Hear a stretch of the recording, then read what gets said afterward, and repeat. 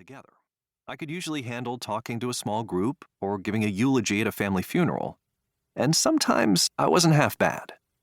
Most of the time, though, just the idea of speaking in front of a group of people left me racked with anxiety. So, for most of my life, I largely stayed where I felt safe, behind the scenes, writing speeches for others.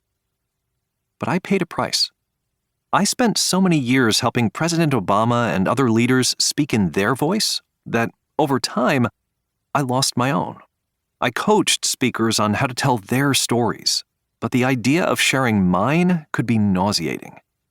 I was able to draft remarks for Obama, who even his critics agree is one of the world's great speakers, but I struggled with a meaningless skit. Somehow, I made it through that night at the bar, though it's mostly a blur. My coworkers laughed and applauded, but walking back to our hotel through the empty streets of a city far from home, I felt helpless. All I could do, it seemed, was hope that my fear of public speaking might fade over time. It didn't.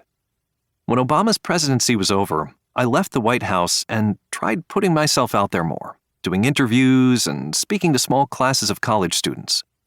Sometimes I was fine. Other times, not so much. During one live TV interview, I tensed up, started stumbling over my words, and then just stopped talking altogether. I froze.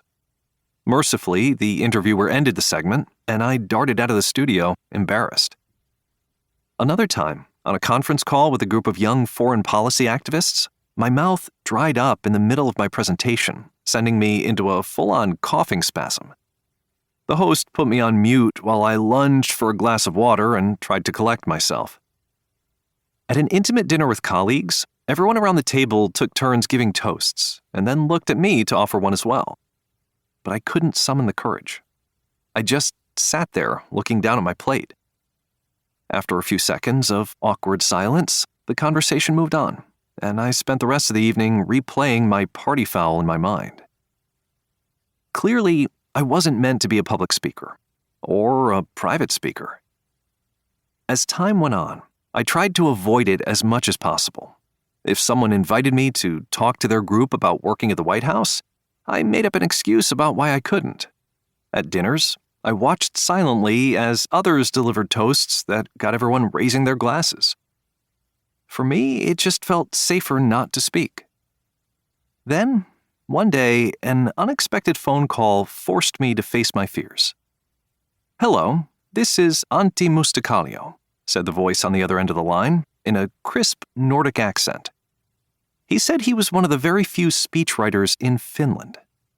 "So, I hear you give a lot of speeches about giving speeches," he asked. "Oh, absolutely," I said, mustering as much false confidence as I could. "I love it."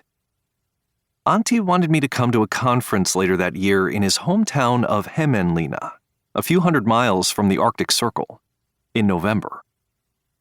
"I would like you to deliver a keynote speech about how to deliver a speech. It will be on stage with an audience of 300 people. I almost hung up.